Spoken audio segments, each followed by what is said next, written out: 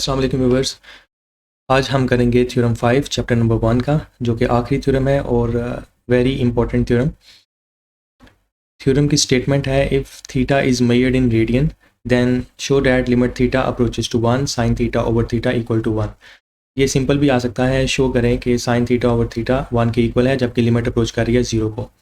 एक बात का खास याद रखें कि वेरिएबल जो यूज़ हुआ है लिमिट में वो है थीटा, वही वेरिएबल साइन का एंगल है और उसी से उसको डिवाइड किया जा रहा है। तो फिर इस पूरे का आंसर किसके इक्वल है? 1 के। तो इस थ्योरम को स्टार्ट करते हैं। ये मैंने स्टेटमेंट लिखी है, आपने भी इसी तरह स्टेटमेंट लिख लेनी है। आप अपनी वर्डिंग में भी लिख सकते हैं। Consider a unit circle. हम एक सर्कल लेंगे, ये हमने एक सर्कल ले लिया यूनिट सर्कल, जिसका रेडियस कितना है? 1। इसका मतलब है ओ से बी तक, ओ से बी तक डैट इज़ ओ बी, और ओ से सी ए तक डैट इज़ ओ ए। ये किसके इक्वल है? 1 के इक्वल है। मीन के रेडियस है, ओ ए भी रेडियस है और ओ बी भी रेडियस है, जो कि किसके इक्वल है? 1 के। सेंटर है ओ। अब सेंटर से हमने एक ड्रॉप किया, ये जो टेंजेंट है, सर्कल बनाने के बाद आपने एक टेंजेंट बनाना है। टेंजेंट सर्कल को मीट करता है ए पॉइंट पर, ठीक है। तो हमने ओ को ए से ज्वाइन कर दिया, हमारे पास ओ ए आ गया। इसी तरीके से बी हमने एक पॉइंट लिया है कि जब हम ओ को बी से ज्वाइन करेंगे और फिर इसको फर्दर प्रोड्यूस करेंगे तो वो टेंजेंट को डी पॉइंट पे मीट करेगा, ठीक है। इससे हमें एक ट्राइंगल मिल जाती है ओ ए डी। ओके, तो हमने बी पर एक परपेंडिकुलर ड्रॉप किया। जब हमने बी से एक परपेंडिकुलर ड्रॉप किया है तो वो ओ ए को इस सी पॉइंट पे मीट करता है। तो इस तरह बी सी परपेंडिकुलर ओ सी आ गया और ए डी परपेंडिकुलर ओ ए आ गया। ये दो चीज़ें हमें यहाँ पर मिल गई। ये तो थ्योरम का स्टार्टिंग था, लेकिन रियल क्वेश्चन ये है कि हम इसको सॉल्व किस तरह से करेंगे, किस तरह लेकर चलना है। देखें, थ्योरम को इस तरह से लेकर चलेंगे कि इसमें 3 चीज़ें आपको कंसिडर करनी है। नंबर 1, ये एक ट्राइंगल है, right triangle O A D. इसका एरिया फाइंड करना है, तो मैं इधर लिख देता हूँ, साथ साथ हम लिखते हैं। और फिर एक दूसरी ट्राइंगल है और फिर एक सेक्टर है। तो लिखते हैं, to prove this theorem, to prove this theorem we have to find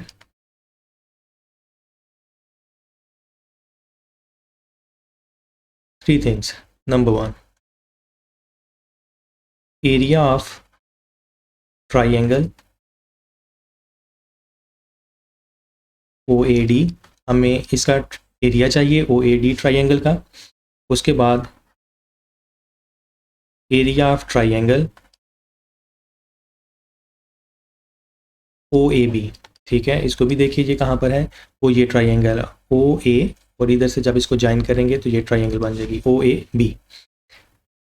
similarly हमें चाहिए area of sector, area of sector, sector है OAB, ठीक है। जब आप एक सर्कल इस तरह से ड्रा करते हैं, ठीक है, और इसको जब आप कट करेंगे इस तरह से, तो ये एक एरिया आपको मिलेगा OAB।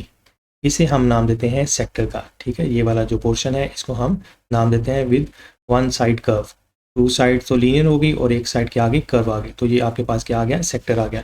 हमें इन 3 चीज़ों की ज़रूरत पड़ेगी, तो इनको हम 1 बाय 1 फाइंड करते हैं। लेकिन उससे पहले हमें ये साइड चाहिए AD साइड और BC साइड, क्योंकि ये यूज़ होगा एरिया ऑफ ट्राइंगल में। तो हम इसको सबसे पहले कैलकुलेट कर लेते हैं। हम इधर लिखते हैं in triangle OAD, in triangle OAD। अब आप OAD को देखिए, मैं यहाँ पे बना देता हूँ OAD।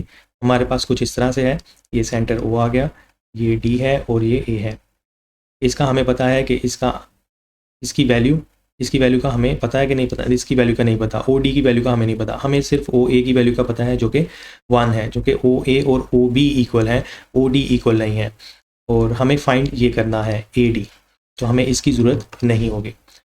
ये एंगल अगर यहाँ पर थीटा फॉर्म होता है, लेट्स से ये एंगल है थीटा, यहाँ पर हम अप्लाई करते हैं टेंजेंट थीटा।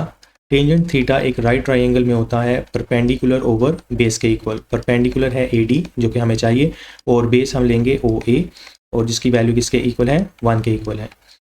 तो इस तरह से हमारे पास जो AD है, AD का आंसर आता है टेंजेंट थीटा, ठीक है। इसको आपने हाईलाइट कर लेना है। दूसरा हमें चाहिए इन ट्राइंगल OCB। अब हम चाहिए तो हमें इस ओ ए बी ट्राइंगल की हाइट है, ओ ए बी, ठीक है, इस ट्राइंगल की हमें हाइट चाहिए। तो हाइट तो बेसिकली वर्टिकल साइड है ना ये वाली, ठीक है, बी सी, तो इस वजह से हम लिख रहे हैं O C B in triangle O C B. अब ट्राइंगल ओ सी बी में हमें क्या पता है, हमें ओ बी का पता है कि उसका आंसर है 1, क्योंकि O B is equal to O A is equal to 1, लेकिन ओ सी का नहीं पता, ठीक है, इस साइड को वैसे भी नहीं लेंगे, ये एंगल है हमारे पास थीटा और बी सी हमने कैलकुलेट करना है। तो इधर हम कौन सी रिलेशन लगाएं, इसके सामने ये परपेंडिकुलर आ गया और 90 डिग्री के अपोजिट क्या आता है, हाइपोटेन्यूज। तो परपेंडिकुलर ओवर हाइपोटेन्यूज की रिलेशन को क्या कहते हैं, sine. Sine theta is equal to perpendicular over hypotenuse. So perpendicular है हमारे पास बी सी, ठीक है, परपेंडिकुलर है बी सी और हाइपोटेन्यूज कितना है, ओ बी, और जिसकी वैल्यू क्या होगी, यहाँ हम लिखेंगे बी सी ओवर 1। तो दिस इम्प्लाइज हमारे पास बी सी का जो आंसर आता है वो क्या आता है, साइन थीटा, ठीक है, आप इसको भी हाईलाइट कर दें। ये दो आंसर हमें मिल गए, ये हमें चाहिए थे क्योंकि जब हमने एरिया ऑफ ट्राइंगल कैलकुलेट करना है तो उसमें यूज़ होगा। तो देखिए कैसे यूज़ होता है जी, हम यहाँ पे लिखेंगे area of triangle O A D, और वो फार्मूला क्या है, half into base into height, half into base into height. तो हमारे पास हाफ एज इट इज़ रहेगा, बेस हमारे पास ट्राइंगल ओ ए डी ये बड़ी है ओ ए डी, तो बेस कितनी है आपके पास ओ ए, और हाइट हमारे पास है ए डी। यहाँ पर हम वैल्यूज़ इनकी पुट करेंगे, हाफ एज इट इज़ रहेगा, ओ ए का आंसर क्या है 1, और ए डी आपके पास किसके इक्वल है, टेंजेंट थीटा के, यहाँ आ जाएगा tangent theta. So area of triangle O A D का आंसर आता है टेंजेंट थीटा ओवर 2। सिमिलरली हम area of triangle O A B करेंगे, ठीक है, ओ ए बी, ये पूरी ट्राइंगल लेनी है ये वाली ओ ए बी। तो उसके लिए भी हमारे पास है half into base into height, ठीक है, हाफ एज इट इज़ रहेगा, और बेस हमारे पास कितनी है, ओ ए है, और हाइट हमारे पास क्या है, B C, half as it is, O A का आंसर है 1 के इक्वल और बी सी का आंसर कितना है, साइन थीटा। तो इसलिए हमने सबसे पहले ये परपेंडिकुलर जो है वो कैलकुलेट किए थे क्योंकि हमें हाइट की ज़रूरत थी। तो ये आता है sine theta over 2, area of triangle O A B.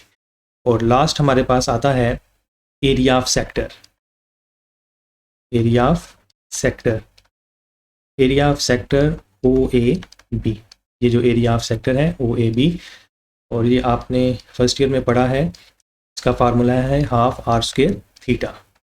तो half as it is, r radius है, radius mean O A O B, ठीक है, और ये किसके इक्वल है 1 के, या जगह 1 का square, theta as it is. तो हमारे पास आता है थीटा ओवर 2। तो इस तरह से आपने तीनों को कैलकुलेट करना है, दो ट्राइंगल्स हैं आपके पास और एक एरिया ऑफ सेक्टर है। जब ये कैलकुलेट कर लिया तो इसके बाद आपने देखना है सबसे छोटा क्या है, क्या एरिया ऑफ सेक्टर छोटा है या एरिया ऑफ ट्राइंगल ये वाली, एरिया ऑफ ट्राइंगल इधर ये लिख लें, या एरिया ऑफ ट्राइंगल ये वाली। तो आप फिगर को देखें, तो जब आप फिगर को देखते हैं तो आपको खुद ही पता चल जाएगा कि यहाँ पर सबसे छोटा क्या है, सबसे छोटा है ओ ए बी, ये वाली ट्राइंगल सबसे छोटी है। उसके बाद इससे बड़ा है सेक्टर ओ ए और ये कर्व पाथ बी, फिर आता है ओ ए बी। तो हम इसको इस तरह से लिख सकते हैं, फ्रॉम फिगर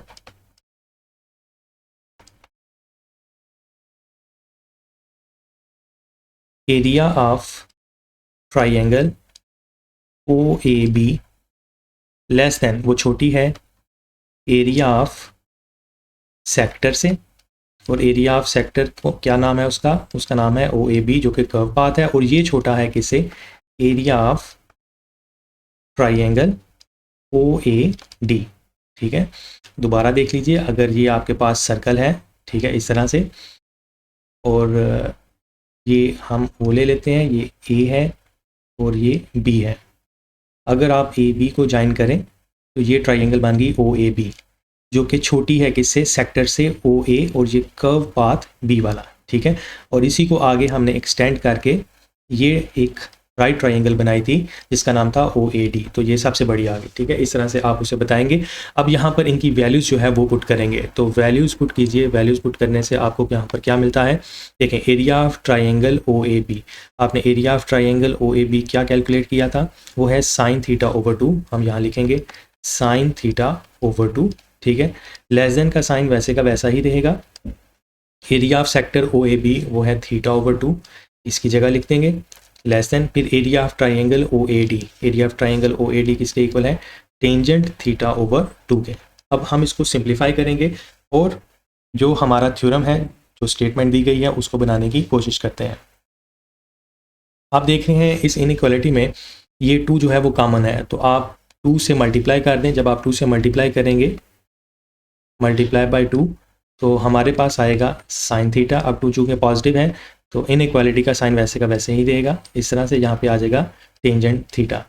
इसके बाद मैं टेंजेंट थीटा को मज़ीद इस तरह से लिख सकता हूँ, sign theta over cos theta, ठीक है। इसके बाद हम क्या करना चाहते हैं, अगर हम यहाँ पर इस साइन थीटा की जगह 1 लिख दें और यहाँ पर भी 1 आ जाए और दरमियान में हमारे पास आ जाए साइन थीटा ओवर थीटा, और यहाँ पे लिमिट थीटा अप्रोचेस टू 0, तो फिर हम इसको मज़ीद साइन थीटा, मीन के limit theta approaches to 0, sine theta over theta equal to 1 लिख सकते हैं। हम ये करना चाह रहे हैं, तो इसके लिए हमें यहाँ पर 1 चाहिए, तो मैं यहाँ पे डिवाइड करूँगा साइन थीटा से। क्योंकि साइन थीटा पॉजिटिव है तो हम डिवाइड कर सकते हैं। जब मैं डिवाइड करूँगा साइन थीटा से तो यहाँ पर आ जाएगा 1 less than theta over sine theta, inequality change नहीं होगी। यहाँ पर जब डिवाइड करूँगा साइन थीटा से तो ये साइन थीटा ख़त्म हो जाएगा, ये आ जाएगा 1 ओवर कॉस थीटा, ठीक है। अब अगर आपके पास इस तरह से हो 2 लेस देन 3 और 3 लेस देन 4 हो, और अगर आप इसका रेसिप्रोकल करना चाहते हैं तो ये हो जाएगा 1 over 2 greater than 1 over 3 greater than 1 over 4। Mean के इनइक्वालिटीज़ जो होंगी वो चेंज हो जाएगी। तो मैं यहाँ पर यही काम करने लगा हूँ। ये आ जाएगा 1 ओवर 1, ठीक है। समझाने के लिए ये आ जाएगा साइन थीटा ओवर थीटा। मैंने ऐसा क्यों किया, क्योंकि हमारा जो थ्योरम है वो है साइन थीटा ओवर थीटा, ठीक है। तो इसके लिए मैंने इसका रेसिप्रोकल लिया। ये आ जाएगा ग्रेटर देन कॉस थीटा, ठीक है। इसके साथ मैं अब दोबारा इसको इस फॉर्म में लिख सकता हूँ। देखें, कॉस थीटा की तरफ ये क्लोज साइन है, तो मैं इधर लिखूँगा कॉस थीटा लेस देन, दरमियान वाला एज इट इज़ रहेगा साइन थीटा ओवर थीटा, ठीक है, लेस देन, और जहाँ पे क्या आ जाएगा 1 आ जाएगा। अब यहाँ पर हम लिमिट अप्लाई करेंगे क्योंकि इसके साथ लिमिट है। तो जब मैं लिखूँगा लिमिट थीटा अप्रोचेस टू 0, अगर आप कॉस की लिमिट लेते हैं, कॉस के एंगल में थीटा की जगह 0 लिखते हैं, तो कॉस 0 आपके पास आता है 1 के इक्वल, ठीक है। As limit theta approaches to 0, ठीक है, तो कॉस थीटा का आंसर किसके इक्वल आ जाएगा, 1 के इक्वल। तो दोनों तरफ हम लिमिट लिख लेते हैं या आप डायरेक्ट पुट कर दें, जैसे कि मैंने यहाँ पे बता दिया। आप अब इसकी जगह लिख सकते हैं 1 लेस देन, इधर हमने लिमिट अप्लाई नहीं करनी, हम लिमिट बस लिख देंगे साइन थीटा ओवर थीटा, और इधर भी हम लिखेंगे लिमिट थीटा अप्रोचेस टू 0 1। अब कांस्टेंट की लिमिट कांस्टेंट इटसेल्फ होता है, ये हमने पढ़ा है, ठीक है। अब इसके साथ हम इसको फर्दर सिंप्लीफाई करते हैं। Limit theta approaches to 0 sine theta over theta less than 1। अब यहाँ हम एक थ्योरम लगाएंगे, उस थ्योरम को हम बोलते हैं सैंडविच थ्योरम, ठीक है। सैंडविच थ्योरम ये है,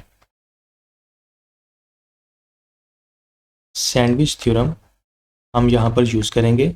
आप लिखें using sandwich theorem. Sandwich theorem क्या कहता है, सैंडविच थ्योरम ये कहता है कि अगर आपके पास 3 फंक्शन है, F of X, G of X, H of X, ये 3 फंक्शन मैं यहाँ पे लिख लेता हूँ, और अगर जी ऑफ एक्स जो है वो एफ ऑफ एक्स और एच ऑफ एक्स के दरमियान में है, मीन सैंडविच्ड है between F of X and G of X, और इसकी लिमिट जो है वो अप्रोच करती है लेट से पी को, और इसकी भी लिमिट अप्रोच करती है पी को, और इन फंक्शन में कंडीशन इस तरह की है कि F of X less than G of X and less than H of X, इस तरह से है। और जब आप इसकी लिमिट अप्लाई करते हैं, लिमिट अप्लाई करने के बाद एफ ऑफ एक्स की लिमिट आती है पी और एच ऑफ एक्स की लिमिट आती है पी, तो हमें इसकी लिमिट लेने की ज़रूरत नहीं है। इसकी भी लिमिट जो होगी, limit x approaches 0 G of X वो भी किसके इक्वल होगी, p के इक्वल होगी। हमें इसको चेक करने की भी ज़रूरत नहीं है। ये सैंडविच थ्योरम है कि अगर आपके पास 3 फंक्शन है और एक फंक्शन जो है 2 फंक्शन के दरमियान में है और जो साइड वाले फंक्शन है उनकी लिमिट किसी एक पॉइंट पर अप्रोच कर रही है, दोनों सेम पॉइंट है, तो दरमियान वाले फंक्शन की लिमिट लेने की ज़रूरत नहीं है। वो अंडरस्टूड है कि उसकी भी लिमिट किसको अप्रोच करेगी, p को अप्रोच करेगी। यही पॉइंट हम यहाँ पर अप्लाई करने लगे हैं कि अगर इसकी लिमिट अप्रोच किया है 1 को और इधर भी 1 को अप्रोच कर रही है, तो इसका मतलब है limit theta approaches to 0 sine theta over theta का आंसर भी किसके इक्वल होगा, 1 के इक्वल होगा। ठीक है, एक बार इसको दोबारा देख लें कि हमने थ्योरम को किस तरह लेकर चलना है। ठीक है, थ्योरम कहता है कि limit theta approaches to 0 sine theta over theta 1 के इक्वल होना चाहिए। थीटा यहाँ किस में है, रेडियन में है। अब आपको पता है कि रेडियन सर्कल के सेंटर पे बनने वाला एंगल है, तो आप एक सर्कल बना लेंगे। सर्कल बनाने के बाद एक टेंजेंट बनाएंगे और टेंजेंट जो है वो ए पॉइंट पे टच करेगा सर्कल को। फिर आप ओ को ए से ज्वाइन करेंगे और ओ बी भी लेंगे, बी कोई भी पॉइंट लेंगे। ठीक है, तो ओ को बी से ज्वाइन करके और बी को प्रोड्यूस करेंगे ताकि वो टेंजेंट को किसी पॉइंट पर मिले, तो वो मिलता है यहाँ पे डी पर। ये एक यूनिट सर्कल होगा जिसमें ओ ए और ओ बी किसके इक्वल होगा, 1 के इक्वल होगा। अब यहाँ पे 3 चीज़ें बन रही हैं। सबसे पहले ये एक बड़ी सी ट्रायंगल ओ ए डी, फिर उसके बाद एक छोटी ट्रायंगल ओ ए बी और फिर एक सेक्टर जो कि है ओ ए बी। ठीक है, कर्व पाथ में हमें इन तीनों का एरिया फाइंड करना है। एरिया फाइंड करने के बाद हम इसको सिंप्लीफाई करेंगे, लेकिन एरिया फाइंड करने से पहले हमें कोई भी ट्रायंगल है उसकी हाइट चाहिए। 2 ट्रायंगल हमारे पास यहाँ पर है, ओ ए डी, इसमें ए डी हाइट चाहिए, और फिर है ओ ए बी, इसमें हम बी से ओ ए पर एक परपेंडिकुलर ड्रॉप किया है जो कि सी पे मिलता है, तो इसका मतलब है बी सी जो है वो हाइट है ओ ए बी की। तो यहाँ पर आप 1 बाय 1 ट्रिग्नोमेट्रिक रिलेशन अप्लाई करेंगे। ओ ए डी पर टेंजेंट अप्लाई हुआ है और ओ सी बी पर साइन अप्लाई हुआ है। ठीक है, इसके अलावा कुछ अप्लाई नहीं हो रहा। या इनकी रिवर्स रिलेशन भी आप अप्लाई कर सकते हैं कोसेकेंट, और इसकी कोटेंजेंट अप्लाई कर सकते हैं, लेकिन आप सिंपल ही अप्लाई कीजिए टेंजेंट और साइन, जिससे आपको ए डी और बी सी का आंसर मिल जाएगा। फिर आपने एरिया ऑफ ट्रायंगल दोनों का कैलकुलेट करना है और फिर सेक्टर का एरिया। जब आपके पास ये कैलकुलेट हो जाए तो आपने बताना है कि फिगर से हम देख रहे हैं कि सबसे छोटा जो एरिया है वो किसका है, वो ट्रायंगल का है। यहाँ सबसे छोटी जो फिगर है वो क्या है, ट्रायंगल ओ ए बी, फिर सेक्टर ओ ए बी, और फिर है आपके पास area of triangle O A D. Mean area of triangle O A D सबसे बड़ी है, ओ ए डी से छोटा है सेक्टर ओ ए बी, और उससे छोटा है ओ ए बी। या ओ ए बी से बड़ा है सेक्टर ओ ए पी, और फिर area of triangle O A D. और बारी बारी आपने इनकी वैल्यूज पुट करनी है, और ये भी जहन में रखना है आप प्रूव करना क्या चाहते हैं। हम ये प्रूव करना चाहते हैं क्योंकि 2 इनइक्वालिटी आपको शो हो रही हैं, तो दोनों कि इस और इस साइड पे कुछ नहीं होना चाहिए। Limit theta approaches to 0 sine theta over theta, ये मेन पॉइंट है कि ये बनाना है।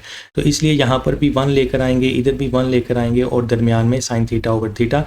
उसके लिए पहले 2 से डिवाइड किया है, फिर हमने डिवाइड किया है साइन थीटा से, ताकि वो हमें 1 मिल जाए। 1 क्यों बनाना है, क्योंकि हमारे पास जो थ्योरम है वो अप्रोच, जब थीटा अप्रोच करता है 0 को, तो वो सारे का सारा किसको अप्रोच करता है, 1 को। इसलिए हमने यहाँ पर 1 लिखना है, यहाँ पर भी 1, यहाँ पर भी 1 लिखना है, लेकिन लिखने के लिए उसको बनाना पड़ेगा। तो कैसे बनाया, हमने पहले डिवाइड किया साइन थीटा से, उसे भी पहले मल्टीप्लाई किया, तो हमारे पास ये आ गया 1, और इधर कॉस थीटा आ गया। जब कॉस थीटा आ गया तो उसके बाद फिर हम लिमिट लेंगे, जब थीटा अप्रोच करेगा 0 को, कॉस थीटा का आंसर आ जाएगा 1 के इक्वल। लास्ट पे हमने थ्योरम अप्लाई करना है जो कि सैंडविच थ्योरम है, कि अगर 2 फंक्शन कुछ इस तरह से हैं कि एक फंक्शन उनके दरमियान में है, सैंडविच्ड है, तो दोनों की लिमिट किसी पॉइंट को अप्रोच करती है, तो उस फंक्शन जो कि दरमियान वाला फंक्शन है उसको लिमिट लेने की ज़रूरत नहीं पड़ेगी, उसकी भी लिमिट क्या होगी, वही होगी जो उन दोनों की है। तो इस थ्योरम के मुताबिक हमने अपने limit theta approaches to 0 sine theta over theta को कह दिया कि ये भी किसके इक्वल है, 1 के इक्वल है। उम्मीद है कि आपको थ्योरम समझ आ गया है। तो आज के लिए इतना ही। चैनल को सब्सक्राइब करना, शेयर करना मत भूलिएगा। वीडियो को लाइक और कमेंट कीजिए। दुआ में याद रखिए। अल्लाह हाफ़िज़।